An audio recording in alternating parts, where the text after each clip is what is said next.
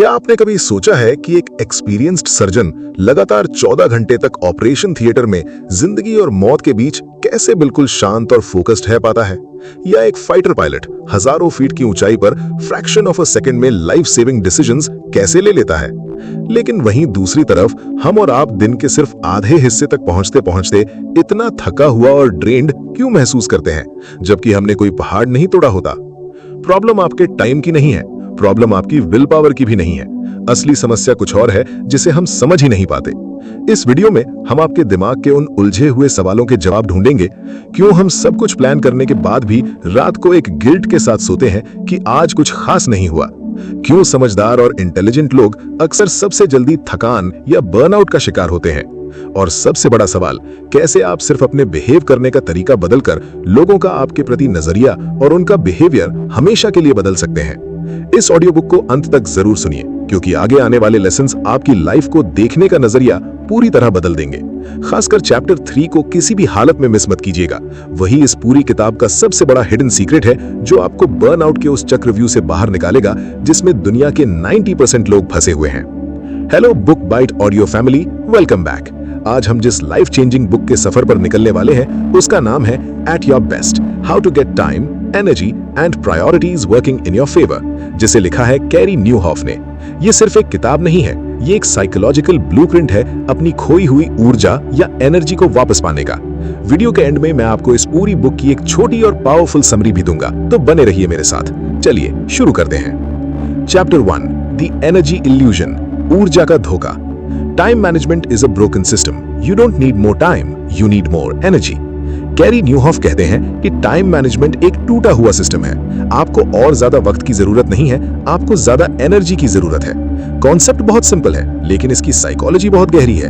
इंसान का दिमाग कोई मशीन नहीं है जिसे आपने प्लग इन किया और वो 24 घंटे एक ही स्पीड पर चलता रहे।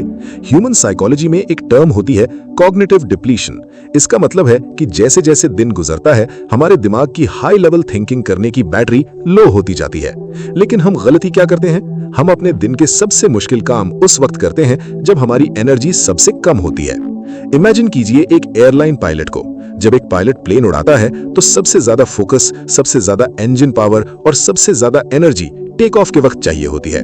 इसे हम ग्रीन जोन कह सकते हैं। जब प्लेन हवा में स्टेडी हो जाता है तब ऑटो पायलट ऑन होता है, ये येलो जोन है।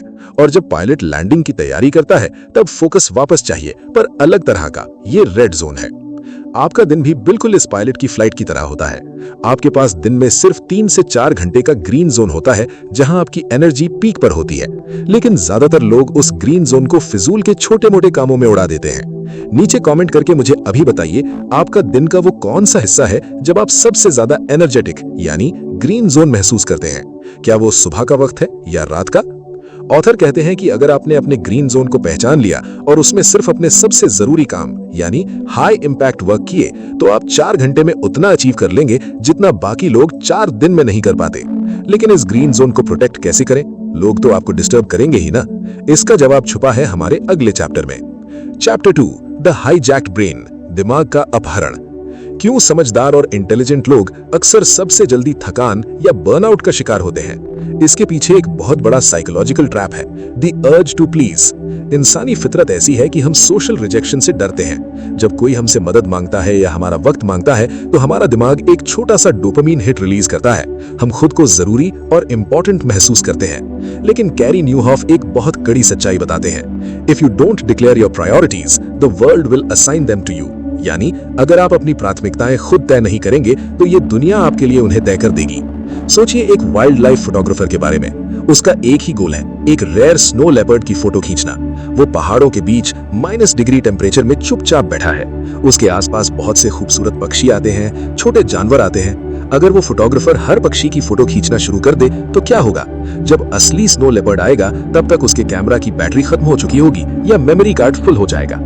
आपके आसपास आने वाले लोग और उनकी छोटी छोटी मांगे उन पक्षियों की तरह हैं। अगर आप अपने ग्रीन जोन में उन सबको एंटरटेन करेंगे तो जब असली बड़ा काम स्नो लेपर्ड सामने आएगा, आपके दिमाग की बैटरी खत्म हो चुकी होगी। आपको नो बोलना सीखना होगा, नाराजगी के बिना लेकिन दृढ़ता के साथ। दोस्तों, ऐसी डीप लाइफ चेंजिंग वीडियोस बनाने में बहुत रिसर्च और मेहनत लगती है। अगर आपको इस वीडियो के कॉन्सेप्ट्स अपने लिए हेल्पफुल लग रहे हैं तो प्लीज चैनल को सब्सक्राइब जरूर करें और इस वीडियो को लाइक करें ताकि ऐसी ही साइकोलॉजी बेस्ड बुक समरीज आप तक पहुंचती रहें। लेकिन क्या हो अगर आप पहले से ही कंप्लीटली थके हुए हैं? क्या हो अगर आप ऑलरेडी उस फेज में हैं जहां कुछ भी करने का मन नहीं करता? यही आता है हमारा सबसे इंपॉर्टेंट चैप्टर 3, जिसका वादा मैंने वीडियो के शुरू में किया था। चैप्टर 3, द बर्नआउट ट्रैप, थकान का चक्रव्यूह, द सीक्रेट चैप्टर। ये चैप्टर उन सभी के लिए है जो इस वक्त अंदर से पूरी तरह ड्रेन्ड महसूस कर रहे हैं। आपको लगता है कि आप आलसी हो गए हैं, आपको लगता है कि आपके अंदर का जोश खत्म हो गया है, लेकिन साइकोलॉजी के मुताबिक आप आलसी नहीं हैं, आप बर्नआउट का शिकार हैं। जब दिमाग लगातार फाइट और फ्लाइट मोड में रहता है तो हमारा नर्वस सिस्टम थक जाता है और यहाँ पर सबसे बड़ी गलती लोग क्या करते हैं, वो अपने आप को फोर्स करते हैं और ज्यादा मेहनत करने के लिए। ये बिल्कुल वैसा ही है जैसे गाड़ी में फ्यूल ना हो और आप एक्सेलरेटर को और जोर से दबा रहे हो, इंजन जल जाएगा। कैरी न्यूहॉफ अपने सीक्रेट कॉन्सेप्ट में समझाते हैं the red zone strategy. Mount Everest की सबसे ऊंची चोटी के पास एक एरिया होता है जिसे डेथ जोन कहते हैं। वहां ऑक्सीजन इतनी कम होती है कि एक कदम बढ़ाने में भी जान निकल जाती है। एक एक्सपर्ट माउंटेनियर वहां स्प्रिंट करने की कोशिश नहीं करता, वो वहां छोटी छोटी चीजें करता है, सिर्फ अपनी सांस पर ध्यान देता है, एक कदम, फिर रुकना, फिर एक और कदम। आपका रेड जोन वही दिन का हिस्सा है जब आपकी एनर्जी सबसे लोएस्ट होती है। इस वक्त अपने आप से पहाड़ तोड़ने की उम्मीद मत रखिए। इस थकान वाले फेज में सिर्फ वो काम कीजिए जिसमें दिमाग नहीं लगाना पड़ता। अपनी डेस्क साफ कर लीजिए, कुछ सिंपल रिसर्च पढ़ लीजिए या सिर्फ नेचर में घूम आइए। रेड जोन को रेड जोन ही रहने दीजिए। जब आप एक्सेप्ट कर लेते हैं कि हाँ मैं इस वक्त थका हुआ हूं, तो आपका दिमाग ऑटोमेटिकली गिल्ट से आजाद हो जाता है और अगली सुबह के ग्रीन जोन के लिए रिचार्ज होने लगता है। लेकिन दुनिया को कैसे समझाएं कि हम थके हुए हैं? दुनिया को कैसे रोकें हमारा वक्त बर्बाद करने से? अगला चैप्टर इसी बारे में है और ये आपकी पूरी जिंदगी बदल देगा। चैप्टर 4, द प्रायोरिटी शिफ्ट, दुनिया को ट्रेन करना। You teach people how to treat you by what you allow, what you stop and what you reinforce. अक्सर हम कंप्लेन करते हैं कि लोग मेरी प्राइवेसी की रिस्पेक्ट नहीं करते या हर कोई हर वक्त मुझसे अवेलेबल रहने की उम्मीद करता है। लेकिन इसके पीछे की साइकोलॉजिकल ट्रूथ क्या है? Operant conditioning. ये बिहेवियरल साइकोलॉजी का एक कॉन्सेप्ट है जिसका मतलब है कि इंसान का दिमाग पैटर्न से सीखता है। अगर लोग आपका वक्त नहीं दे रहे हैं तो इसका मतलब ये है कि अनजाने में ही सही आपने उन्हें ऐसी ट्रेनिंग दी है। अगर कोई आपको रात 10 बजे काम के सिलसिले में मैसेज करता है और आप रिप्लाई दे देते हैं तो आपने उन्हें ट्रेन कर दिया कि रात 10 बजे आप अवेलेबल हैं। आपको अपनी बाउंड्री बनानी पड़ेगी, बिल्कुल किसी मास्टर शेफ या एक ऑर्केस्ट्रा कंडक्टर की तरह। एक टॉप लेवल ऑर्केस्ट्रा कंडक्टर कभी भी स्टेज पर आकर ऑडियंस पर चिल्लाता नहीं है कि चुप हो जाओ। वो सिर्फ अपनी जगह पर खड़ा होता है, अपना बटन उठाता है और उसका वो एक्शन ही लोगों को ट्रेन कर देता है कि अब शांत होने का वक्त आ गया है। अगर आप चाहते हैं कि लोग आपके समय और ऊर्जा की रिस्पेक्ट करें तो आपको अपना अवेलेबिलिटी बिहेवियर बदलना होगा। जब आप अपने ग्रीन जोन में हो तो कंप्लीटली अनरीचेबल बन जाइए। जवाब देना बंद कीजिए जब जवाब देना जरूरी ना हो। शुरू में लोगों को अजीब लगेगा, उन्हें लगेगा कि आप बदल गए हैं, लेकिन धीरे धीरे उनका दिमाग रीवायर हो जाएगा। वो ऑटोमेटिकली समझ जाएंगे कि ये इसका डीप फोकस टाइम है, इस वक्त इसको डिस्टर्ब नहीं करना है। जब आप खुद अपने वक्त की इज्जत करेंगे तभी दुनिया आपके वक्त की इज्जत करेगी।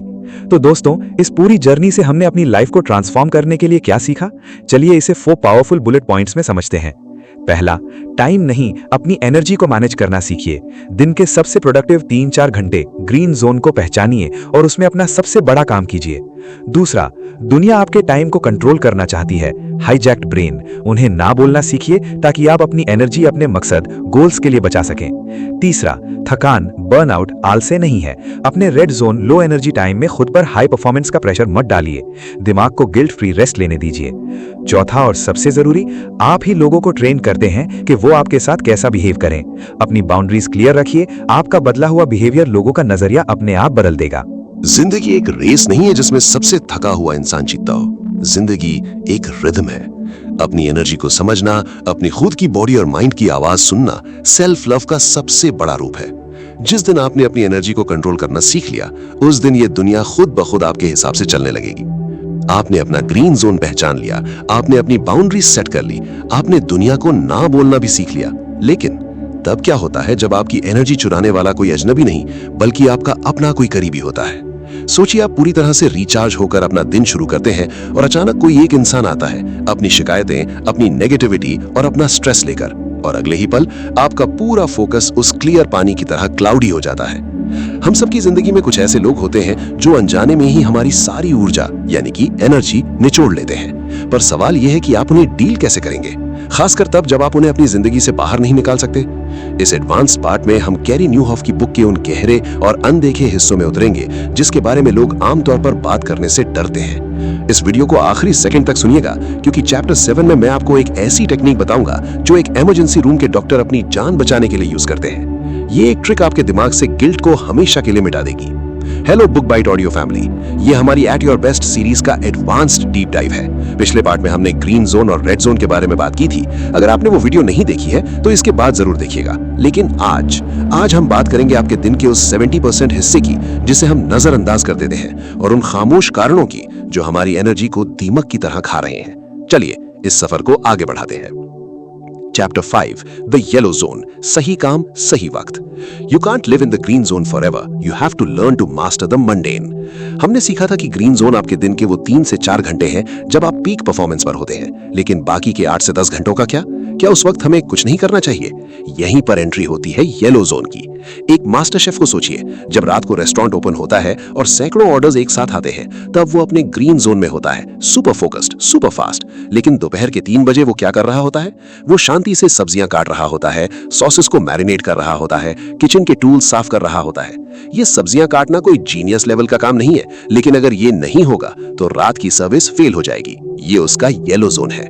साइकोलॉजी में एक कॉन्सेप्ट है जिसे कॉग्निटिव शिफ्टिंग कहते हैं। हमारा दिमाग जब एक हेवी डीप थिंकिंग वाले काम से निकलकर अचानक आराम करने की कोशिश करता है तो उस पर स्ट्रेस पड़ता है। येलो जोन एक ब्रिज की तरह काम करता है। ये वो समय है जब आपकी एनर्जी ना तो पीक पर होती है और ना ही बिल्कुल जीरो होती है। इस वक्त में आपको वो काम करने चाहिए जिसमें ध्यान तो लगता है पर कोई नई क्रिएटिव एनर्जी नहीं चाहिए, जैसे ईमेल्स का रिप्लाई देना, अपने बिल्कुल बेसिक टास्क्स पूरे करना या अपने अगले दिन की प्लानिंग करना।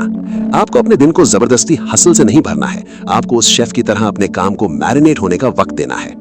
चैप्टर 6, द एनर्जी वैम्पायर्स, ऊर्जा के सौदागर। अब आते हैं इस बुक के सबसे कंट्रोवर्शियल और सबसे लाइफ चेंजिंग हिस्से पर, एनर्जी वैम्पायर्स। आपने नोट किया होगा कि कुछ लोगों से 5 मिनट बात करने के बाद ही आपको अचानक थकान महसूस होने लगती है, आपका मूड खराब हो जाता है। ऐसा क्यों होता है? क्या ये कोई जादू टोना है? नहीं, बिहेवियरल साइकोलॉजी में इसे इमोशनल कंटेजियन यानी कि भावनात्मक संक्रमण कहते हैं। आपके दिमाग में कुछ खास सेल्स होते हैं जिन्हें मिरर न्यूरॉन्स कहा जाता है। जब आप किसी ऐसे इंसान के साथ होते हैं जो लगातार कंप्लेन कर रहा है, चिड़चिड़ा रहा है या नेगेटिव बातें कर रहा है, तो आपके मिरर न्यूरॉन्स अनजाने में ही उन्हीं भावनाओं को कॉपी करने लगते हैं। आपका दिमाग फिजिकली वो स्ट्रेस महसूस करने लगता है जो सामने वाले इंसान का है। कैरी न्यूहॉफ कहते हैं, you cannot change people but you can change how much access they have to you. आप लोगों को नहीं बदल सकते, पर आप ये जरूर तय कर सकते हैं कि उनकी पहुंच आप तक कितनी होगी। आप हर किसी की प्रॉब्लम सॉल्व नहीं कर सकते। एक बहुत बड़ी कड़वी सच्चाई ये है कि कुछ लोग अपनी प्रॉब्लम्स का सलूशन चाहते ही नहीं है। वो सिर्फ अपने अंदर का जहर, वेंटिंग, आपके ऊपर डालना चाहते हैं ताकि वो खुद हल्का महसूस कर सके। आपको एक छलनी बनना पड़ेगा, स्पंज नहीं। जब आपको लगे कि कोई कॉन्वर्सेशन आपकी एनर्जी ड्रेन कर रही है तो पोलाइटली वहां से दूर हटने की आदत डालिए। मैं समझ सकता हूं कि ये बहुत मुश्किल है, पर इस वक्त मैं किसी और चीज में उलझा हूं। हम इस पर बाद में बात करते हैं। ये एक सेंटेंस आपकी सैकड़ों घंटे की पीस ऑफ माइंड बचा सकता है। नीचे कमेंट में एक शील्ड इमोजी ड्रॉप कीजिए अगर आप आज से अपने मिरर न्यूरॉन्स को नेगेटिव लोगों से प्रोटेक्ट करने का फैसला करते हैं। Chapter 7, the re entry burn, अपराध बोध से आजादी। और अब वो सीक्रेट जिसका मैंने आपसे वादा किया था। दिन भर मेहनत करने के बाद जब हम अपने परिवार के पास वापस आते हैं या अपने अकेलेपन में बैठते हैं तो एक अजीब सा चिड़चिड़ापन क्यों होता है? हम फिजिकली वहां होते हैं पर मेंटली हमारा दिमाग अभी भी उन्हीं उलझनों में होता है।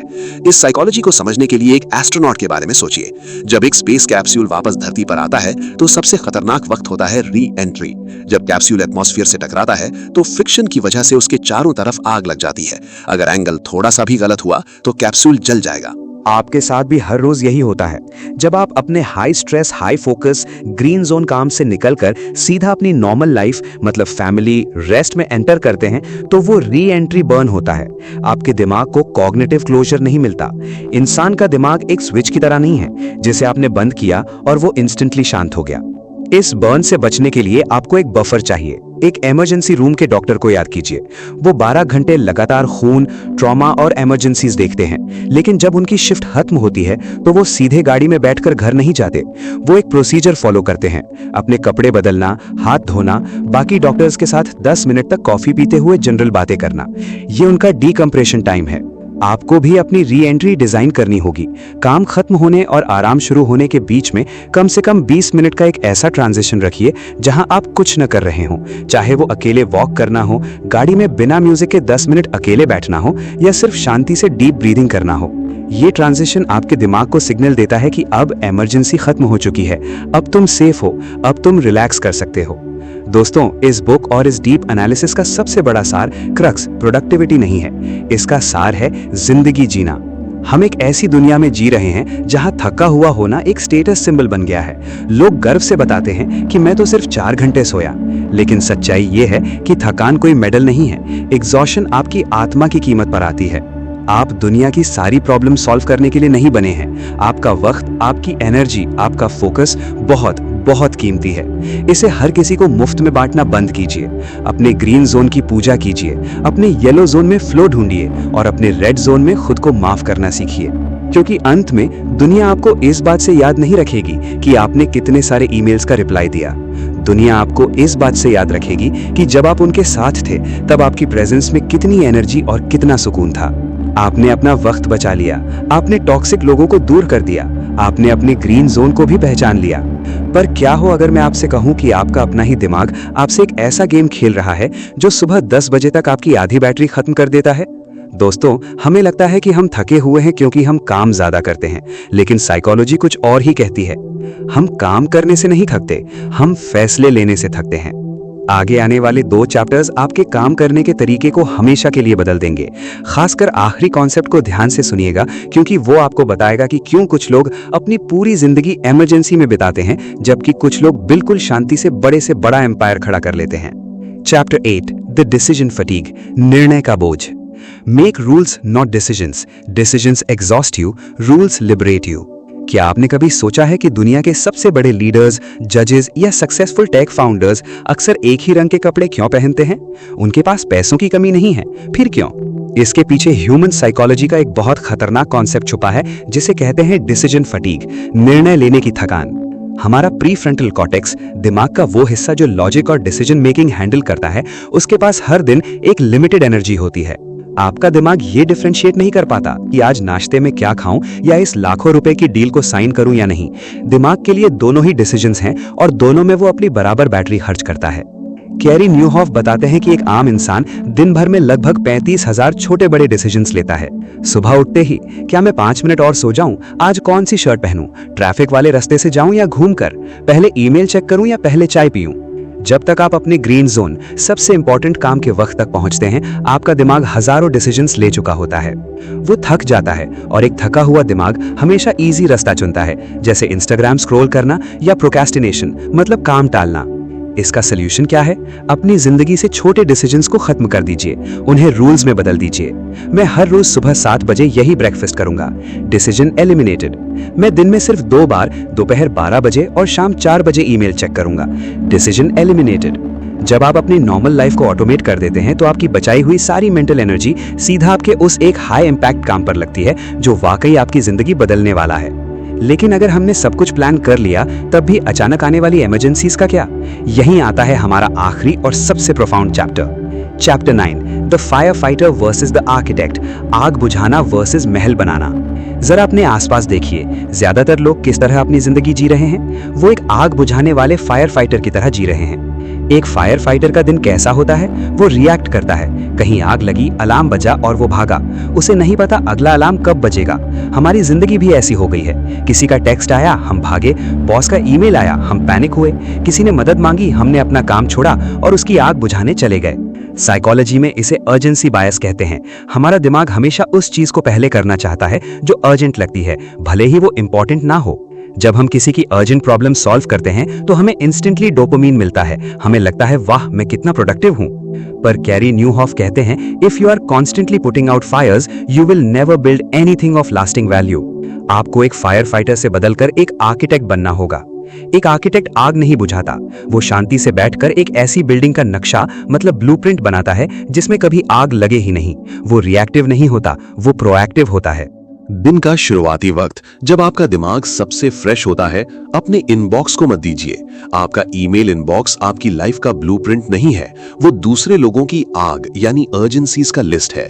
अगर आप सुबह उठते ही अपना फोन चेक करते हैं तो आप ऑटोमेटिकली फायर फाइटर मोड में चले जाते हैं और दूसरों की आग बुझाने लगते हैं। अपने ग्रीन जोन में अपने फोन को डू नॉट डिस्टर्ब पर रखिए। पहले अपना महल बनाइए, अपना डीप वर्क कीजिए। आग यानी अर्जेंसीज दोपहर के येलो जोन के लिए छोड़ दीजिए। तो दोस्तों, एट योर बेस्ट सिर्फ टाइम मैनेजमेंट या प्रोडक्टिविटी की किताब नहीं है, ये कैपेसिटी यानी क्षमता की किताब है। अक्सर लोग सोचते हैं कि सक्सेसफुल होने के लिए सिर्फ टैलेंट चाहिए, पर सच्चाई यह है कि आपका टैलेंट आपको उस कमरे तक जरूर पहुंचा देगा, लेकिन अगर आप अंदर से पूरी तरह थके हुए, जले हुए हैं, तो आपका कैरेक्टर आपको उस कमरे में टिकने नहीं देगा। जिंदगी आग बुझाने के लिए नहीं मिली है। जिंदगी थकने, झुंझलाने और भीड़ के पीछे भागने के लिए नहीं मिली है। ये जिंदगी मिली है अपने बेस्ट वर्जन में जीने के लिए।